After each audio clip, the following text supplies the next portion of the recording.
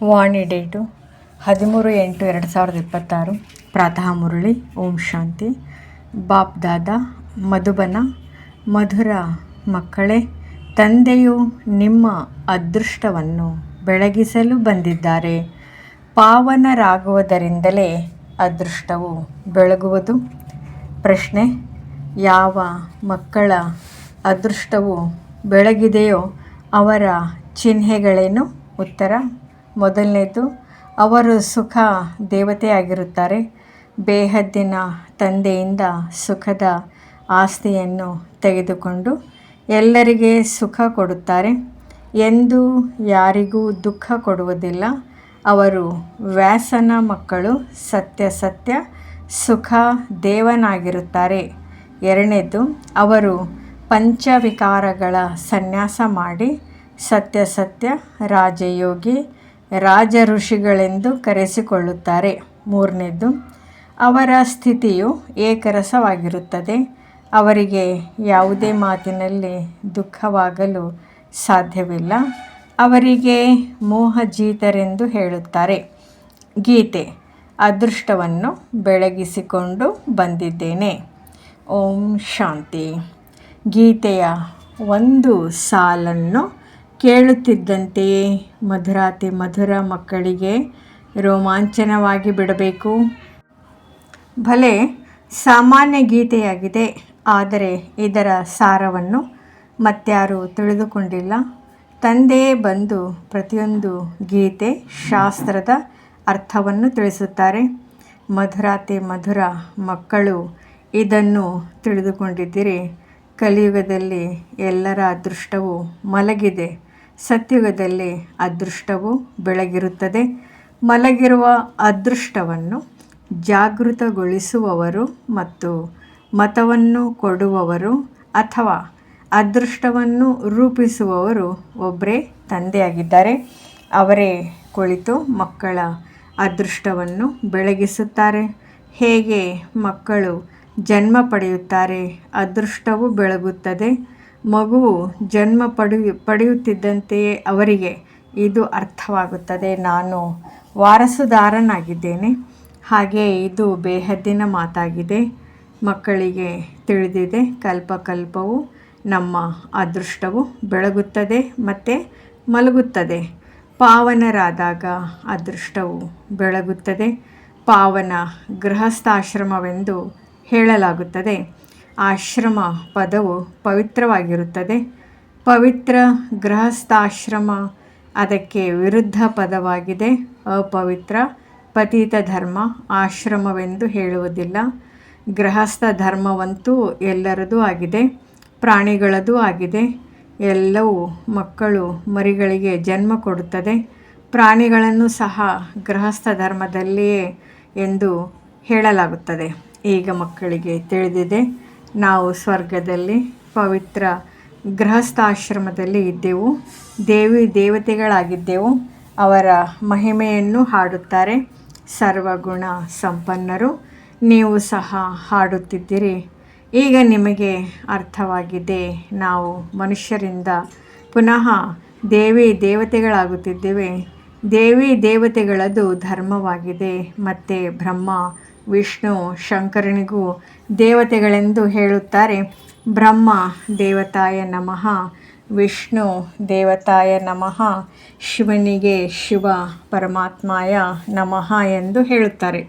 ಅಂದಮೇಲೆ ಅಂತರವಾಯಿತಲ್ಲವೇ? ಶಿವ ಮತ್ತು ಶಂಕರನನ್ನು ಒಂದೇ ಎಂದು ಹೇಳಲು ಸಾಧ್ಯವಿಲ್ಲ. ಕಲ್ಲು ಬುದ್ಧಿಯವರಾಗಿದ್ದಿರಿ, ಈಗ ಪಾರಸ್ ಬುದ್ಧಿಯವರಾಗುತ್ತಿದ್ದೀರಿ. ದೇವತೆಗಳಿಗೆ ಕಲ್ಲು ಬುದ್ಧಿಯವರೆಂದು ಹೇಳುವುದಿಲ್ಲ. ನಂತರ ಡ್ರಾಮಾನುಸಾರ ರಾವಣ ರಾಜ್ಯವಾಗುವ ಕಾರಣ ಅವರು ಸಹ ಏಣಿಯನ್ನು ಇಳಿಯಬೇಕಾಗುವುದು. ಪಾರಸ್ ಬುದ್ಧಿಯವರಿಂದ ಕಲ್ಲು ಬುದ್ಧಿಯವರು ಆಗಬೇಕಾಗುವುದು. ಎಲ್ಲರಿಗಿಂತ ಬುದ್ಧಿವಂತರನ್ನಾಗಿ ಮಾಡುವವರು ಒಬ್ಬರೇ ತಂದೆಯಾಗಿದ್ದಾರೆ. ನಿಮ್ಮನ್ನು ಪಾರಸ ಬುದ್ಧಿಯವರನ್ನಾಗಿ ಮಾಡುತ್ತಾರೆ. ನೀವು ಇಲ್ಲಿಗೆ ಪಾರಸ ಬುದ್ಧಿಯವರಾಗಲು ಬರುತ್ತೀರಿ. ಪಾರಸನಾಥನ ಮಂದಿರವೂ ಇದೆ, ಅಲ್ಲಿ ಮೇಳವಾಗುತ್ತದೆ.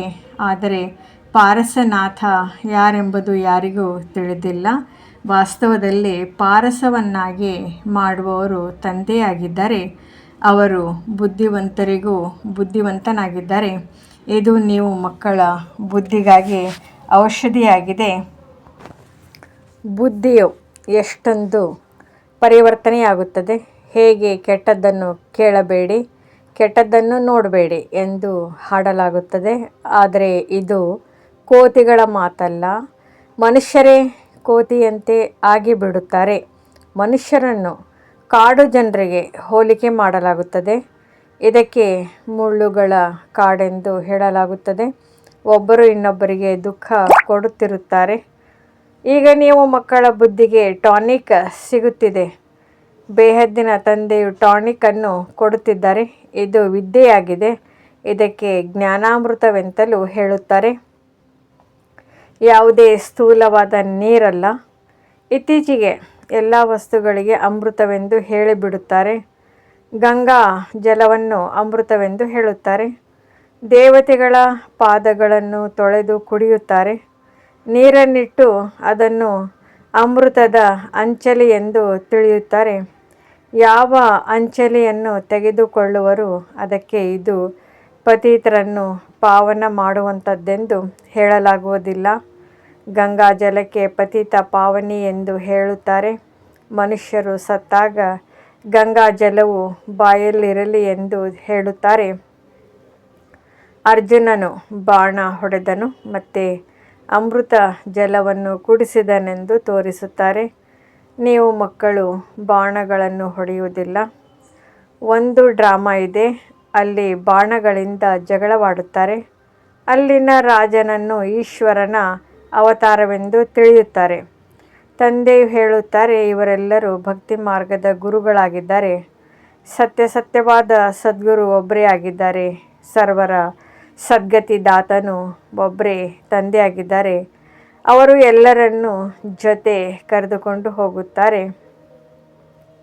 ತಂದೆಯ ವಿನಃ ಮತ್ಯಾರೂ ಕರೆದುಕೊಂಡು ಹೋಗಲು ಸಾಧ್ಯವಿಲ್ಲ. ಬ್ರಹ್ಮ ತತ್ವದಲ್ಲಿ ಲೀನವಾಗುವ ಮಾತೇ ಇಲ್ಲ. ಈ ನಾಟಕವು ಮಾಡಲ್ಪಟ್ಟಿದೆ. ಈ ಅನಾದಿ ಚಕ್ರವು ಸುತ್ತುತ್ತಲೇ ಇರುತ್ತದೆ. ವಿಶ್ವದ ಚರಿತ್ರೆ ಭೂಗೋಳವು ಹೇಗೆ ಪುನರಾವರ್ತನೆಯಾಗುತ್ತದೆ ಎಂಬುದನ್ನು ನೀವೀಗ ತಿಳಿದುಕೊಂಡಿದ್ದೀರಿ. ಮನುಷ್ಯರು ಅರ್ಥಾತ್ ಆತ್ಮರು ತನ್ನ ತಂದೆ ರಚಯಿತನನ್ನು ಸಹ ಅರಿತುಕೊಂಡಿಲ್ಲ. ಅವರನ್ನೇ ಓ ಗಾಡ್ ಫಾದರ್ ಎಂದು ಹೇಳಿ ನೆನಪು ಮಾಡುತ್ತಾರೆ.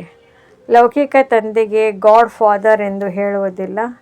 ಗಾಡ್ ಫಾದರ್ ಎಂಬುದನ್ನು ಬಹಳ ಗೌರವದಿಂದ ಹೇಳುತ್ತಾರೆ.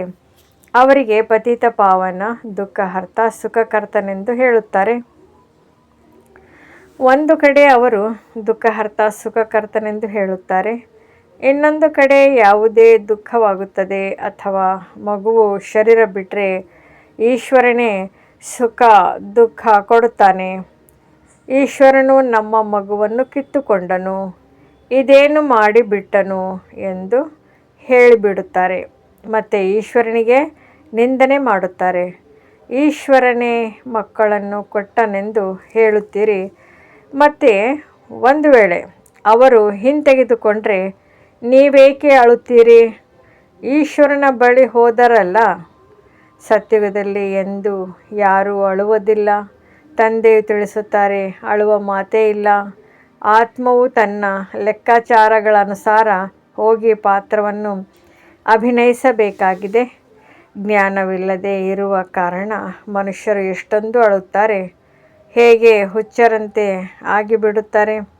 ಇಲ್ಲಂತೂ ತಂದೆಯು ತಿಳಿಸುತ್ತಾರೆ, ಮಕ್ಕಳೇ, ಅಮ್ಮ ಸತ್ರು ಜ್ಞಾನದ ಹಲ್ವಾ ತಿನ್ನಿರಿ, ನಷ್ಟಮೋಹಿಗಳಾಗಿರಿ.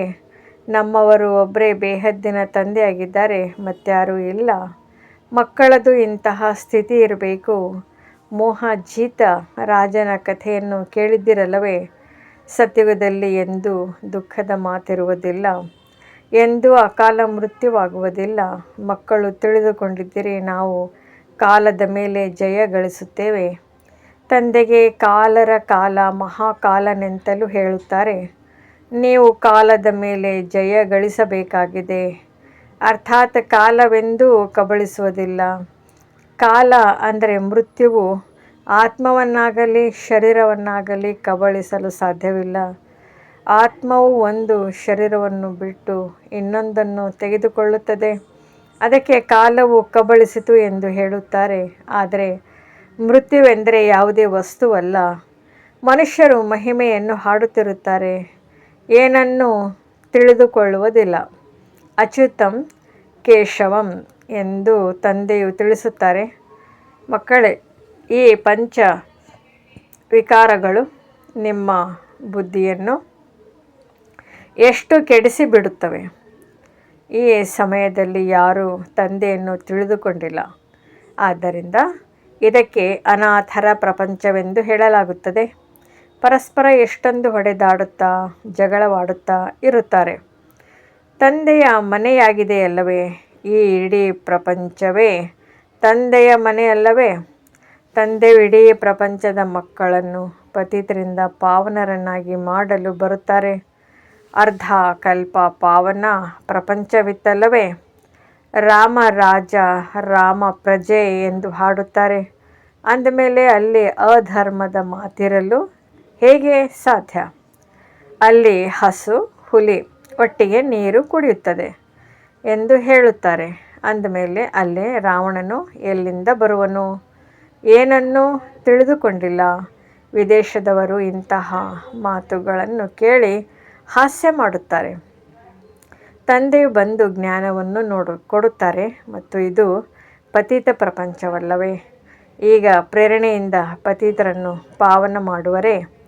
ಪತಿತ ಪಾವನ ಬನ್ನಿ ಎಂದು ಕರೆಯುತ್ತಾರೆ. ಅಂದಮೇಲೆ ಅವಶ್ಯವಾಗಿ ಭಾರತದಲ್ಲಿಯೇ ಬಂದಿದ್ದರು. ಈಗಲೂ ಸಹ ತಿಳಿಸುತ್ತಾರೆ, ಮಕ್ಕಳೇ, ಜ್ಞಾನ ಸಾಗರನಾದ ನಾನು ನಿಮ್ಮನ್ನು ನನ್ನ ಸಮಾನ ಮಾಸ್ಟರ್ ಜ್ಞಾನ ಸಾಗರನನ್ನಾಗಿ ಮಾಡಲು ಬಂದಿದ್ದೇನೆ. ತಂದೆಗೆ ಸತ್ಯ ಸತ್ಯ ವ್ಯಾಸನೆಂದು ಹೇಳುತ್ತಾರೆ. ಅಂದಮೇಲೆ ಇವರು ವ್ಯಾಸದೇವ ಮತ್ತು ಅವರ ಮಕ್ಕಳಾದ ನೀವು ಸುಖದೇವ ಆಗಿದ್ದೀರಿ. ನೀವೀಗ ಸುಖದ ದೇವತೆಗಳಾಗುತ್ತೀರಿ. ವ್ಯಾಸ ಶಿವಾಚಾರ್ಯರಿಂದ ಸುಖದ ಆಸ್ತಿಯನ್ನು ತೆಗೆದುಕೊಳ್ಳುತ್ತಿದ್ದಿರಿ. ನೀವು ವ್ಯಾಸನ ಮಕ್ಕಳಾಗಿದ್ದೀರಿ. ಆದರೆ ಮನುಷ್ಯರು ತಬ್ಬಿಬ್ಬಾಗದಿರಲಿ ಎಂದು ಶಿವನ ಮಕ್ಕಳೆಂದು ಹೇಳಲಾಗುತ್ತದೆ. ಅವರ ಮೂಲ ಹೆಸರಾಗಿದೆ ಶಿವ. ಆತ್ಮವನ್ನು ಅರಿತುಕೊಳ್ಳಲಾಗುತ್ತದೆ, ಪರಮಾತ್ಮನನ್ನು ಅರಿತುಕೊಳ್ಳಲಾಗುತ್ತದೆ. ಅವರೇ ಬಂದು ಪತಿತರಿಂದ ಪಾವನರಾಗುವ ಮಾರ್ಗವನ್ನು ತಿಳಿಸುತ್ತಾರೆ. ನಾನು ನೀವಾತ್ಮರ ತಂದೆಯಾಗಿದ್ದೇನೆ ಎಂದು ಹೇಳುತ್ತಾರೆ. ಅಂಗುಷ್ಟಾಕಾರದಲ್ಲಿ ಇದ್ದಾರೆಂದು ಹೇಳುತ್ತಾರೆ. ಇಷ್ಟು ದೊಡ್ಡದಾಗಿದ್ದರೆ ಇಲ್ಲಿ ನಿಲ್ಲುವುದಕ್ಕೂ ಆಗುತ್ತಿರಲಿಲ್ಲ. ಅವರು ಬಹಳ ಸೂಕ್ಷ್ಮವಾಗಿದ್ದಾರೆ. ಆತ್ಮವನ್ನು ನೋಡುವುದಕ್ಕಾಗಿ ವೈದ್ಯರುಗಳು ಸಹ ಬಹಳ ತಲೆ ಕೆಡಿಸಿಕೊಳ್ಳುತ್ತಾರೆ, ಆದರೆ ನೋಡಲು ಸಾಧ್ಯವಿಲ್ಲ. ಆತ್ಮವನ್ನು ಅನುಭವ ಮಾಡಲಾಗುತ್ತದೆ. ತಂದೆಯು ಹೇಳುತ್ತಾರೆ, ತಂದೆಯು ಕೇಳುತ್ತಾರೆ, ಈಗ ನೀವು ಆತ್ಮವನ್ನು ಅನುಭೂತಿ ಮಾಡಿದ್ದೀರಾ? ಇಷ್ಟು ಚಿಕ್ಕ ಆತ್ಮನಲ್ಲಿ ಅವಿನಾಶಿ ಪಾತ್ರವು ನಿಗದಿಯಾಗಿದೆ. ಹೇಗೆ ಇದು ರೆಕಾರ್ಡ್ ಆಗಿದೆ? ಮೊದಲು ನೀವು ದೇಹಾಭಿಮಾನಿ ಆಗಿದ್ದಿರಿ, ಈಗ ನೀವು ದೇಹಿ ಅಭಿಮಾನಿಗಳಾಗಿದ್ದೀರಿ. ನಾವು ಆತ್ಮರು ಹೇಗೆ 84 ಜನ್ಮಗಳನ್ನು ತೆಗೆದುಕೊಳ್ಳುತ್ತಾ ಇರುತ್ತೇವೆ ಎಂದು ನಿಮಗೆ ತಿಳಿದಿದೆ. ಇದೆಂದೂ ನಿಂತು ಹೋಗಲು ಸಾಧ್ಯವಿಲ್ಲ. ಕೆಲವರು ಈ ನಾಟಕವು ಯಾವಾಗ ಆರಂಭವಾಯಿತೆಂದು ಕೇಳುತ್ತಾರೆ, ಆದರೆ ಇದು ಅನಾದಿಯಾಗಿದೆ. ಇದೆಂದೂ ವಿನಾಶವಾಗುವುದಿಲ್ಲ. ಇದಕ್ಕೆ ಮಾಡಲ್ಪಟ್ಟ ಅವಿನಾಶಿ ಸೃಷ್ಟಿ ನಾಟಕವೆಂದು ಹೇಳಲಾಗುತ್ತದೆ. ಸೃಷ್ಟಿಯನ್ನು ನೀವು ತಿಳಿದುಕೊಂಡಿದ್ದೀರಿ. ಹೇಗೆ ಅವಿದ್ಯಾವಂತ ಮಕ್ಕಳಿಗೆ ವಿದ್ಯೆಯನ್ನು ಕಲಿಸಲಾಗುತ್ತದೆಯೋ ಹಾಗೆಯೇ ತಂದೆಯು ನೀವು ಮಕ್ಕಳಿಗೆ ಓದಿಸುತ್ತಿದ್ದಾರೆ. ಆತ್ಮವೇ ಶರೀರದ ಮೂಲಕ ಓದುತ್ತದೆ. ಈ ವಿದ್ಯೆಯು ಕಲ್ಲು ಬುದ್ಧಿಗೆ ಆಹಾರವಾಗಿದೆ. ಬುದ್ಧಿಗೆ ತಿಳುವಳಿಕೆ ಸಿಗುತ್ತದೆ. ನೀವು ಮಕ್ಕಳಿಗಾಗಿಯೇ ತಂದೆಯು ಚಿತ್ರಗಳನ್ನು ಮಾಡಿಸಿದ್ದಾರೆ. ಬಹಳ ಸಹಜವಾಗಿದೆ. ತ್ರಿಮೂರ್ತಿ ಬ್ರಹ್ಮ, ವಿಷ್ಣು, ಶಂಕರ. ಬ್ರಹ್ಮನನ್ನು ತ್ರಿಮೂರ್ತಿ ಎಂದು ಏಕೆ ಹೇಳುತ್ತಾರೆ? ದೇವ ಮಹಾದೇವ ಒಬ್ಬರನ್ನು ಇನ್ನೊಬ್ಬರ ಮೇಲೆ ಇಡುತ್ತಾರೆ. ಅರ್ಥವೇನನ್ನು ತಿಳಿದುಕೊಂಡಿಲ್ಲ. ಬ್ರಹ್ಮನಿಗೆ ಪ್ರಜಾಪಿತನೆಂದು ಹೇಳಲಾಗುತ್ತದೆ. ಅಂದಮೇಲೆ ಅವರು ಆ ರೀತಿಯಾಗಲು ಹೇಗೆ ಸಾಧ್ಯ? ಸೂಕ್ಷ್ಮವತನದಲ್ಲಿ ಅವರು ದೇವತೆಯಾಗಲು ಹೇಗೆ ಸಾಧ್ಯ? ಸಾಕಾರದಲ್ಲಿ ಪ್ರಜಾಪಿತನು ಇಲ್ಲಿಯೇ ಇರಬೇಕಲ್ಲವೇ? ಈ ಮಾತುಗಳು ಯಾವುದೇ ಶಾಸ್ತ್ರಗಳಲ್ಲಿ ಇಲ್ಲ. ತಂದೆಯು ತಿಳಿಸುತ್ತಾರೆ, ನಾನು ಈ ಶರೀರದಲ್ಲಿ ಪ್ರವೇಶ ಮಾಡಿ ಇವರ ಮೂಲಕ ನಿಮಗೆ ತಿಳಿಸುತ್ತೇನೆ. ಇವರನ್ನು ತನ್ನ ರಥವನ್ನಾಗಿ ಮಾಡಿಕೊಳ್ಳುತ್ತೇನೆ. ಇವರ ಬಹಳ ಜನ್ಮಗಳ ಅಂತಿಮದಲ್ಲಿ ನಾನು ಬರುತ್ತೇನೆ. ಇವರು ಸಹ ಪಂಚವಿಕಾರಗಳ ಸನ್ಯಾಸ ಮಾಡುತ್ತಾರೆ. ಸನ್ಯಾಸ ಮಾಡುವವರಿಗೆ ಯೋಗಿಗಳು ಋಷಿಗಳೆಂದು ಹೇಳಲಾಗುತ್ತದೆ. ನೀವೀಗ ರಾಜ ಋಷಿಗಳಾಗಿದ್ದೀರಿ, ಪ್ರತಿಜ್ಞೆ ಮಾಡುತ್ತೀರಿ. ಆ ಸನ್ಯಾಸಿಗಳು ಗೃಹಸ್ಥವನ್ನು ಬಿಟ್ಟು ಹೊರಟು ಹೋಗುತ್ತಾರೆ. ಇಲ್ಲಂತೂ ಸ್ತ್ರೀ ಪುರುಷರು ಒಟ್ಟಿಗೆ ಇರುತ್ತೀರಿ. ನಾವೆಂದು ವಿಕಾರದಲ್ಲಿ ಹೋಗುವುದಿಲ್ಲವೆಂದು ಹೇಳುತ್ತೀರಿ. ಮೂಲ ಮಾತು ವಿಕಾರದ್ದಾಗಿದೆ. ನೀವು ತಿಳಿದುಕೊಂಡಿದ್ದೀರಿ. ಶಿವತಂದೆಯು ರಚಯಿತನಾಗಿದ್ದಾರೆ. ಅವರು ಹೊಸ ರಚನೆಯನ್ನು ರಚಿಸುತ್ತಾರೆ. ಅವರು ಬೀಜರೂಪ, ಸತ್ಚಿತ್ ಆನಂದ ಸಾಗರ, ಜ್ಞಾನ ಸಾಗರನಾಗಿದ್ದಾರೆ. ಸ್ಥಾಪನೆ, ಪಾಲನೆ, ವಿನಾಶವನ್ನು ಹೇಗೆ ಮಾಡುತ್ತಾರೆ? ಇದು ತಂದೆಗೆ ಗೊತ್ತಿದೆ. ಈ ಮಾತುಗಳನ್ನು ಮನುಷ್ಯರು ತಿಳಿದುಕೊಂಡಿಲ್ಲ. ನೀವು ಮಕ್ಕಳು ಈಗ ಇವೆಲ್ಲ ಮಾತುಗಳನ್ನು ತಿಳಿದುಕೊಂಡಿದ್ದೀರಿ. ಆದ್ದರಿಂದ ಎಲ್ಲರಿಗೆ ತಿಳಿಸುತ್ತೀರಿ. ಒಳ್ಳೆಯದು. ಮಧುರಾತಿ ಮಧುರ ಅಗಲಿ ಹೋಗಿ ಮರಳಿ ಸಿಕ್ಕಿರುವ ಮಕ್ಕಳ ಪ್ರತಿ ಮಾತಾಪಿತಾ ಬಾಬ್ದಾದಾರವರ ನೆನಪು, ಪ್ರೀತಿ ಹಾಗೂ ಸುಪ್ರಭಾತ. ಆತ್ಮಿಕ ಮಕ್ಕಳಿಗೆ ಆತ್ಮಿಕ ತಂದೆಯ ನಮಸ್ತೆ. ಧಾರಣೆಗಾಗಿ ಮುಖ್ಯ ಸಾರ. ಮೊದಲನೇದು, ಪ್ರತಿಯೊಂದು ಆತ್ಮನ ಲೆಕ್ಕಾಚಾರವು ಬೇರೆ ಬೇರೆಯಾಗಿದೆ. ಆದ್ದರಿಂದ ಯಾರಾದರೂ ಶರೀರ ಬಿಟ್ಟರೆ ಅಳಬಾರದು. ಪೂರ್ಣ ನಷ್ಟಮೋಹಿಗಳಾಗಬೇಕಾಗಿದೆ. ಬುದ್ಧಿಯಲ್ಲಿರಲಿ, ನನ್ನವರು ಒಬ್ಬ ಬೇಹದ್ದಿನ ತಂದೆಯ ವಿನಃ ಮತ್ಯಾರೂ ಇಲ್ಲ. ಯಾವ ಪಂಚವಿಕಾರಗಳು ಬುದ್ಧಿಯನ್ನು ಕೆಡಿಸುತ್ತವೆಯೋ ಅವುಗಳ ತ್ಯಾಗ ಮಾಡಬೇಕಾಗಿದೆ.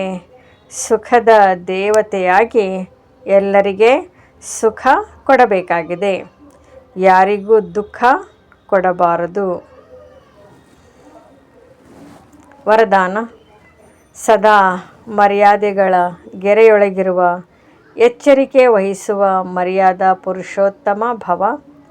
ಯಾವ ಮಕ್ಕಳು ತಮ್ಮನ್ನು ತಾವು ಒಬ್ಬರೇ ತಂದೆ ಅರ್ಥಾತ್ ರಾಮನ ಸತ್ಯ ಸೀತೆ ಎಂದು ತಿಳಿದುಕೊಂಡು ಸದಾ ಮರ್ಯಾದೆಗಳ ಗೆರೆಯೊಳಗೆ ಇರುತ್ತಾರೆ, ಅಂದರೆ ಈ ಎಚ್ಚರಿಕೆ ವಹಿಸುತ್ತಾರೆಯೋ ಅವರು ಸ್ವತಃವಾಗಿಯೇ ಹರ್ಷಿತ ಮುಖಿಯಾಗಿರುತ್ತಾರೆ. ಅಂದಮೇಲೆ ಮುಂಜಾನೆಯಿಂದ ರಾತ್ರಿಯವರೆಗಿನ ಯಾವುದೆಲ್ಲ ಮರ್ಯಾದೆಗಳು ಸಿಕ್ಕಿರುತ್ತವೆ ಅದರ ಜ್ಞಾನವನ್ನು ಸ್ಪಷ್ಟವಾಗಿ ಬುದ್ಧಿಯಲ್ಲಿ ಇಟ್ಟುಕೊಳ್ಳುತ್ತಾ ಸ್ವಯಂವನ್ನು ಸತ್ಯ ಸೀತೆ ಎಂದು ತಿಳಿದುಕೊಂಡು ಮರ್ಯಾದೆಗಳ ಗೆರೆಯೊಳಗೆ ಇರುತ್ತೀರೆಂದರೆ ಹೇಳುತ್ತೇವೆ ಮರ್ಯಾದಾ ಪುರುಷೋತ್ತಮರು. ಸ್ಲೋಗನ್: ಸೇವೆಯ ಅತಿಯಲ್ಲಿ ಹೋಗಬಾರದು. ಸೇವೆ ಮತ್ತು ಸ್ವ ಪುರುಷಾರ್ಥದ ಸಮತೋಲನವನ್ನು ಇಡಿ.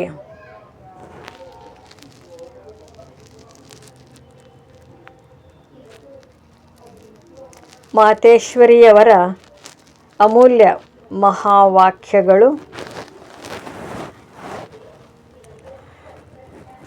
ಅಖಂಡ ಜ್ಯೋತಿ ತತ್ವವು ಶಾಂತಿಧಾಮ ಮತ್ತು ಸಾಕಾರಿ ಪ್ರಪಂಚವು ಮೈದಾನ. ಆತ್ಮಗಳ ನಿವಾಸ ಸ್ಥಾನವು ಅಖಂಡ ಜ್ಯೋತಿ ಮಹಾತತ್ವ ಆಗಿದೆ. ಅಲ್ಲಿ ಈ ಶರೀರದ ಪಾತ್ರದಿಂದ ಮುಕ್ತರಾಗಿರುತ್ತೇವೆ. ಅರ್ಥಾತ್ ದುಃಖ ಸುಖಗಳಿಂದ ಭಿನ್ನಾವಸ್ಥೆಯಲ್ಲಿ ಇರುತ್ತೇವೆ. ಅದಕ್ಕೆ ಶಾಂತಿಧಾಮ ಎಂದು ಸಹ ಹೇಳಲಾಗುತ್ತದೆ. ಹಾಗೂ ಆತ್ಮರು ಶರೀರ ಸಹಿತವಾಗಿ ಪಾತ್ರವನ್ನು ಅಭಿನಯಿಸುವ ಸ್ಥಾನವು ಮೈದಾನವಾಗಿದೆ. ಈ ಸಾಕಾರ ಪ್ರಪಂಚ ಅಂದಾಗ ಮುಖ್ಯವಾಗಿ 2 ಪ್ರಪಂಚಗಳಿವೆ. 1 ನಿರಾಕಾರಿ ಪ್ರಪಂಚ, 2 ಸಾಕಾರಿ ಪ್ರಪಂಚ. ಪ್ರಪಂಚದಲ್ಲಿರುವವರು ಕೇವಲ ಹೇಳುವುದಕ್ಕಷ್ಟೇ ಹೇಳುತ್ತಾರೆ. ಪರಮಾತ್ಮನು ರಚಯಿತ, ಪಾಲನೆ ಮಾಡುತ್ತಾರೆ, ಸಂಹಾರ ಮಾಡುತ್ತಾರೆ, ತಿನ್ನಿಸುತ್ತಾರೆ, ಸಾಯಿಸುವುದು ಅವರೇ ಆಗಿದ್ದಾರೆ. ಹಾಗಾದರೆ ದುಃಖ ಸುಖವನ್ನು ಕೊಡುವವರೇ ಅವರೇ ಆಗಿದ್ದಾರೆ. ಯಾವಾಗ ಯಾವುದೇ ದುಃಖವು ಬರುತ್ತದೆ ಎಂದರೆ ಹೇಳುತ್ತಾರೆ, ಪ್ರಭು ನಿನ್ನ ಶಿಕ್ಷೆಯು ಮಧುರವೆನಿಸಲಿ. ಈಗ ಇದು ಅಯಥಾರ್ಥವಾದ ಜ್ಞಾನವಾಗಿದೆ. ಏಕೆಂದರೆ ಇದ್ಯಾವುದೂ ಪರಮಾತ್ಮನ ಕಾರ್ಯವಲ್ಲ. ಪರಮಾತ್ಮನು ದುಃಖ ಹರ್ತನಾಗಿದ್ದಾರೆ, ದುಃಖ ಕೊಡುವವನಲ್ಲ. ಜನ್ಮವನ್ನು ತೆಗೆದುಕೊಳ್ಳುವುದು, ಬಿಡುವುದು, ದುಃಖ ಸುಖ ಭೋಗಿಸುವುದು ಪ್ರತಿಯೊಬ್ಬ ಮನುಷ್ಯಾತ್ಮನ ಸಂಸ್ಕಾರವಾಗಿದೆ. ಶಾರೀರಿಕ ಜನ್ಮವನ್ನು ಕೊಡುವಂತಹ ಮಾತಾಪಿತರಿದ್ದಾರೆ. ಅವರು ಕರ್ಮ ಬಂಧನದ ಅನುಸಾರವಾಗಿ ತಂದೆ ಮಗನ ಸಂಬಂಧದಲ್ಲಿ ಬರುತ್ತಾರೆ. ಇದೇ ರೀತಿ ಆತ್ಮರು ಪಿತನ ಪರಮಾತ್ಮ ತಂದೆಯಾಗಿದ್ದಾರೆ. ಅವರು ಹೇಗೆ ಬೇಹದ್ದಿನ ರಚಯಿತನ ಸ್ಥಾಪನೆ ಪಾಲನೆ ಮಾಡುತ್ತಾರೆ, ಹೇಗೆ ಅವರು ತನ್ನ 3 ರೂಪವಾದ ಬ್ರಹ್ಮ ವಿಷ್ಣು ಶಂಕರನ ರಚಯಿತನಾಗಿದ್ದಾರೆ. ನಂತರ ಈ ಆಕಾರಿ ರೂಪಗಳ ಮೂಲಕ ದೈವಿ ಸೃಷ್ಟಿಯ ಸ್ಥಾಪನೆ, ಅಸುರಿ ಪ್ರಪಂಚದ ವಿನಾಶ, ನಂತರ ದೈವಿ ಪ್ರಪಂಚದ ಪಾಲನೆ ಮಾಡಿಸುತ್ತಾರೆ. ಪರಮಾತ್ಮನ ಈ 3 ಕಾರ್ಯಗಳು ಬೇಹದ್ದಿನದಾಗಿದೆ.